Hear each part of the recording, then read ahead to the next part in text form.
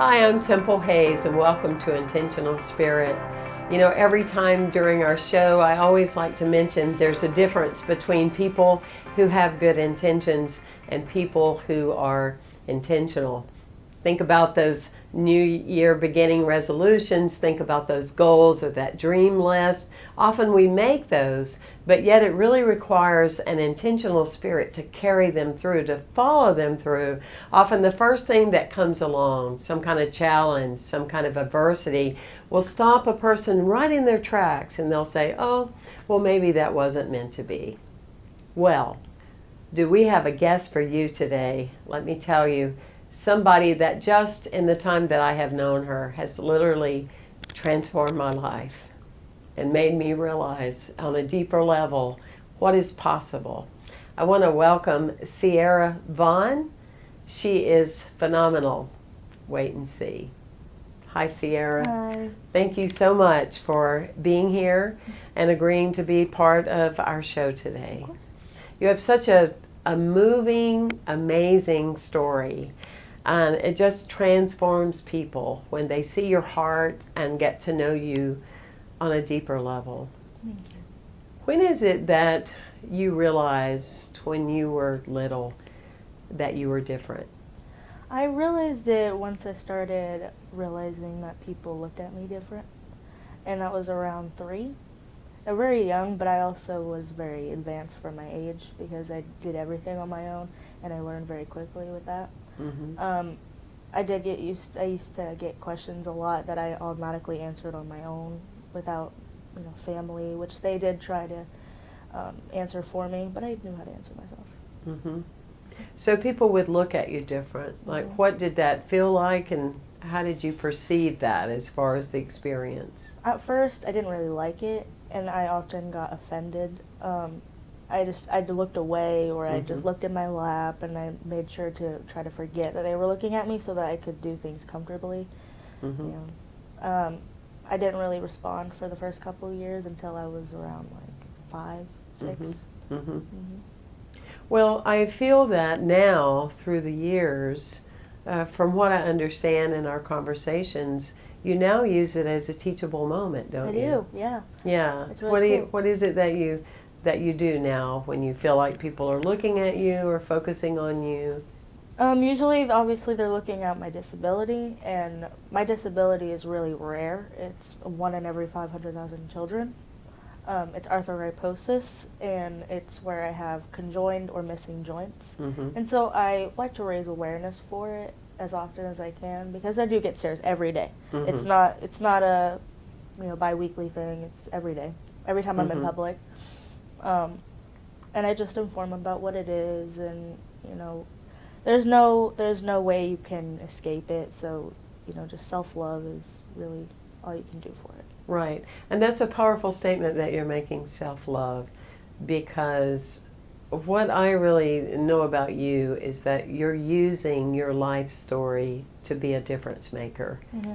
And I immensely just applaud you for that, because you really see that in your package as being different, that you're here really ultimately to teach people about love. I am, and I did realize that later on. Right. I did dislike myself very much in my first couple of years, even though I did have the confidence to tell people about it and make eye contact and better inform people about it, but I didn't necessarily like it, and I wished that I could change it often. But then around, I want to say 13, 14, I did start loving myself and realizing that it's something I can't change, so I need to start loving it now, or it's going to negatively impact my life more than it already has, more than I let it. Right. It was all me that let it negatively impact my life. It wasn't the disability itself.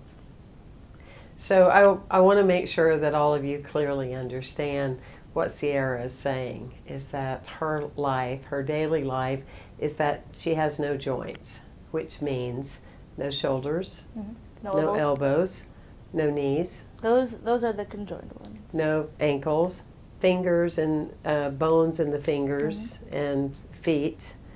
And that is her life's journey. And why is it that you were born with these disabilities? My mom is an addict and was using during her pregnancy. Yep. And it's very crucial in the first and second trimester that you move around a lot to Mm-hmm. get the baby going. And my mom did not do that. She often binged. And then I didn't get movement in my first couple of months. And it made my joints underdeveloped. It made a lot of things underdeveloped. And I was a premature child. Yes. So because your mom is using, Mm-hmm. as an addict, Mm-hmm. using meth, Mm-hmm. these are the risks that women take Yeah. when they're carrying a child. Mm-hmm. Now, you've done a lot of work with your connection with your mom. Yes, I have. What was it like in the beginning, or has there been a change, any kind of change? Because I was like so impressed with you when you were talking about that you love your mom and you don't like her behavior. Right. But it was incredible to me at such a young age, as an old soul, I might add, that you could be in that experience so beautifully. What has that process been like? In the for beginning, you? it was very bad. I didn't want to be around her. I didn't want to talk to her. I always ignored her messages. I always Mhm. ignored her calls. And then I started getting into music more. And then I got really connected with artists themselves, the ones that have meaning behind music. Right. And one of them taught me how to handle it and cope with it better so that I don't affect my mom. Because there's an important thing where you separate the person from the addiction, because it's not them. Right. That was never them. Even though my mom has always been an addict my entire life, I know that my mom does have a good side, because there wasn't every day that she was using. Mhm. There was very few days, but there was days that I do remember that I acknowledge and know that she's a really good person. She's a really hard worker. She wants the best for people, but her addiction does not. Yeah. So I was affected by it. Her addiction is bigger than her person. Right, her demons are bigger than she is. Yeah. And eventually I did start talking to her more often. We text every day. I go to her house every once in a while. She comes for holidays and comes for short visits. She cannot stay the night, but she does come for a day sometimes. Mm-hmm. Mm-hmm. I just find you amazing. Thank you. I mean, here you are, you're 18 years old, and you have practiced such immense forgiveness in what many people don't get 60 and 70 and 80 years of their life. You know, there's the saying that some people live to be 100 years old, and some people live 1 year 100 times. Mm-hmm. And that's fascinating to me, that you continue to allow yourself to resurrect, to overcome. I do know there was a time when you were not quite a teenager that you really were clear that you didn't want to be here. Right. Was it the struggle of acceptance, the struggle of being different, or was it what you go through every day just in your physical self? I think it was a mixture of all three. I was struggling very hard in school. In middle school, I had horrible bullying. It was physical. I was almost pushed down the stairs a lot. I was pushed In out middle of school, my chair. Yeah, they I was almost pushed out of my chair. pushed you out of your chair? They did push me out of my chair. They almost pushed me downstairs. They put food in my hair. I never felt comfortable to eat in front of them because they always made fun of my hands. So I didn't eat. I didn't eat at school, barely ate at home because my mom wasn't home. My mom was often gone for weeks at a time and come home for a day, shower, eat all the food in the house, leave again. So I was home alone. I often stunk. I had body odor because I couldn't do the shower on my own.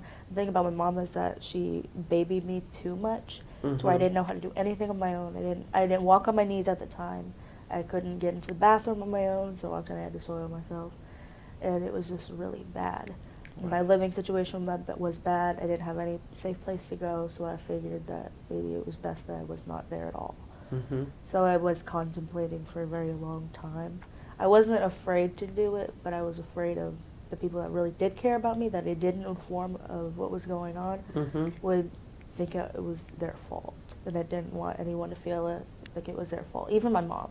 Even though she was mainly the reason I did want to do that, I didn't want her to feel Yeah. like she was. She was the main reason you didn't want Yeah. to.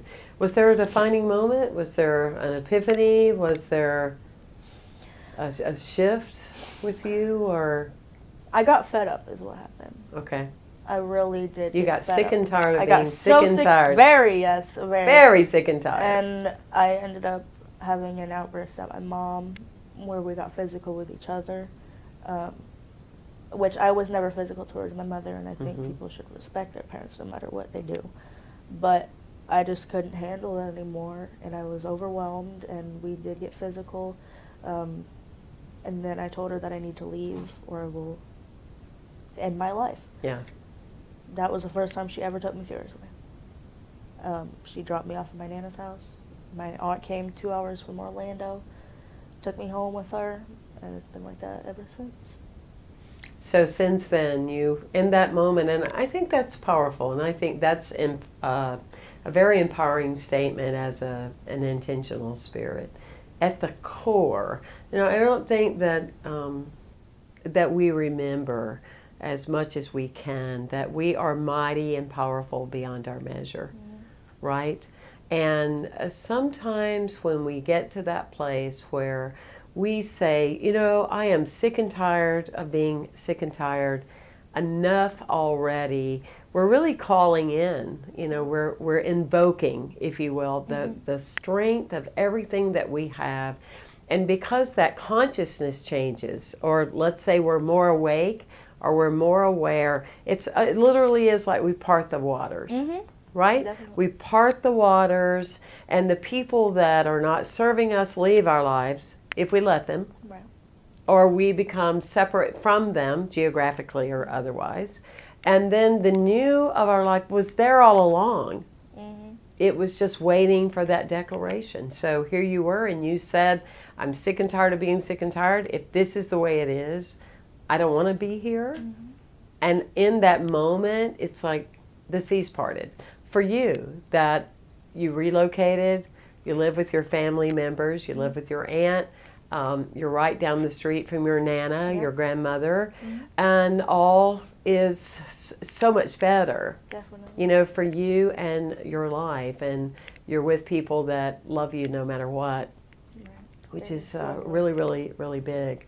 Now, what's interesting to me is, again, I still think about the people out there that are watching that when they were little, their mom pulled their hair, or, or they didn't like the guy their mom dated, or, that kind of thing. And they hold on to that trauma for years. And here you are looking at what you face every day, and you're looking at this woman and you're going, I will have mercy on you. I mean, Ciara, that's just huge. It's absolutely huge. Well, beyond words, really. With the people that do hold that kind of stuff with them, who does it benefit? Yeah. Who does it benefit? I don't think it benefits anyone. Me being angry at my mom, me being hateful towards her does no good for me, does no good for her. Right. People say it's like you're relieving the anger, that you need to punch things, that you need to yell, that you don't need to do that. Never need to do that, no matter how bad it gets. I got really bad. It was really bad where I lived. For years straight. There was no good years that I lived with my mother. And I wish it was otherwise, but I can't say that it was. There was no good years with my mom. But there are years ahead of us that if we let go of it, that we can have happy years. Yes. But if you're going to hold it against her, you're only making it worse for yourself. Just for yourself. Even if you just want to think about yourself, then if that's the way it has to be, then that's the way it has to be. Well, I think too, you're a great message for someone that has become empowered through bullying, because it shapeshifted you to be an entirely different person. On the outside looking in. I mean, what I see is that you were already addressing the physical differences, but because you had to go to the depth of your soul for that, now you're out there. I mean, I just find you fascinating because you're like, who am I going to be today? Am I going to change my name? The way I'm shaped physically? Maybe I'm going to go through some changes there. Who am I going to be? I mean, you want to talk some more about that? Because I just think that's incredible. You're like, well, I'm different anyway. Let's just paint it red. Right. Let's just make it big and put pink on it and all of that. One thing that the person I live with my aunt. I used to change my hair color a lot to unnatural I had a hair feeling you colors. did. I intuitively felt like you used to have all different colors. Oh, I did. The one I liked most was red. And Okay. obviously in the sun, you could definitely see it from across the street, down the street, I don't know, across the highway. You could see it. Uh-huh. And she always said, well, if you don't like getting attention anyways, then why do you keep doing things to get people's attention? Because they're going to stare anyway. Mm-hmm. I can give them all kinds of stuff to stare at, other than my disability. If you want to stare at my hair, that's fine. If you want Right. to stare at my nice eyebrows, you can stare at my nice eyebrows. If you want Mhm. to stare at my eyes, you could do that too. But it doesn't. I like doing it, so I'm going to do it. Mm-hmm. If you're not going to help me, then I'll find somebody else. Right. So, where do you find that core? That, because I understand that a little bird told me that you don't have the word can't in your vocabulary. I do not. It was always from a young age. My aunt that passed away, she taught me how to do a lot of things that I thought I couldn't. The ones that I said that I can't do. Mm-hmm. And she taught me how to do makeup. Even if the way I was, she sat on the floor with me cross-legged, and she's like, this is how you do eyebrows. Mm. This is how you do your eyeliner. And you're going to be able to do it. And I was like, but I can't. She's like, don't you ever say that again. Mm-hmm. You haven't tried long enough. And so I kept trying again. I kept trying. 5 years down the road, I'm doing my eyebrows, I'm doing my eyelashes, I'm doing everything. Mm-hmm. So I don't believe that I can't do something. Eventually, I will, no matter how much work it takes. If I can't walk right now, then I will later down the road. There will be people that make smarter inventions than they do right now. Right. Somebody made a fidget spinner, now they're going to make somebody walk. Yeah. You know, there are going to be better things down the road that I'm glad I stick around for, because maybe down the road I will have robotic legs and I'll have some kind of floating device over top of me Mhm. that helps me walk. I don't know what's going to happen. Yeah. But Absolutely. I'm open to the possibility that there Mhm. is. And if Yes. it never happens, then I'm not going to be upset about it, because I like the way that I am right now. Yeah. So I'm neutral. If it Well, we happens, just love cool. you. I mean, we just love you, and that's that sense of who you are. To me, you're just an amazing inspiration to be more different, to be more alive, to be more grateful, and to work with that place of all of us not having can't in our vocabulary. A friend of mine always says, when it comes to doing makeup, she'll say, you know, you put your makeup on every day. And I said, really? You know, you don't just do it on special days? And she said, every day is a special day. That's true. Yes. I love And that's true about you too, is that you get dressed, you're ready to go out in the world, and you put your makeup on every day. Every day. Because it's a special day. It is. Every day that I didn't end my own life because I was sad Mm-hmm. is a special day for me. Yes. Because there could be beautiful things that happened that day that I wouldn't have been alive for 2013. Yes. So every day's a beautiful day. You're just an old soul. And to me, you're such a teacher to everybody. It's incredible what you do. So you got into the arts, and Mm-hmm. you are a singer. I am. You are. I love to sing. And do you sing your own stuff, or do you, you were in a choral group, right? Yeah, I do. I understand you were tops in your choral group. I was in choir for 8 years, Wow. from elementary, middle school, and high school. Well, we definitely want you to sing for us sometime. I definitely will. Yeah. And do you have perfect pitch? How does that feel? Because it's great when we talk about holding both of those spaces. Mm-hmm. I have disabilities, which to me is just a 10% for you, It or is. 20%. Mm-hmm. Okay, I have disabilities, but that other 80%, you're like into this space of, well, yeah, I have that. But look at all this other that I have. I have perfect pitch. I have an attitude that very few people have, right? Mm-hmm. I live every day. I don't take it for granted. I'm an intentional spirit. Mm-hmm. What else do you think fits in that 80%? A singer, a drawer, a writer. future trauma therapist. I love animals. I'm an animal person. So not only am I a person with disabilities, I'm a person with disabilities that can insert 50 different things. Yep, that's what I think I am. Your gratitude list of all the things that you love about your life. And you're an activist too, right? Yep. And you're going to keep writing on that blog and teaching people and giving them messages. I will. Wow. Very, very powerful. What else from your heart do you want to say? Treat life like it's beautiful every day. Treat life like it's beautiful every day. Every day is not going to be physically beautiful, but the things that you can find in it will be.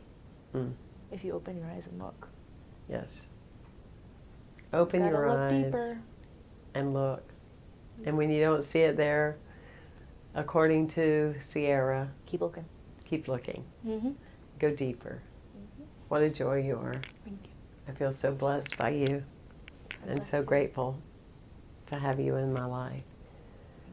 Thank you for being here.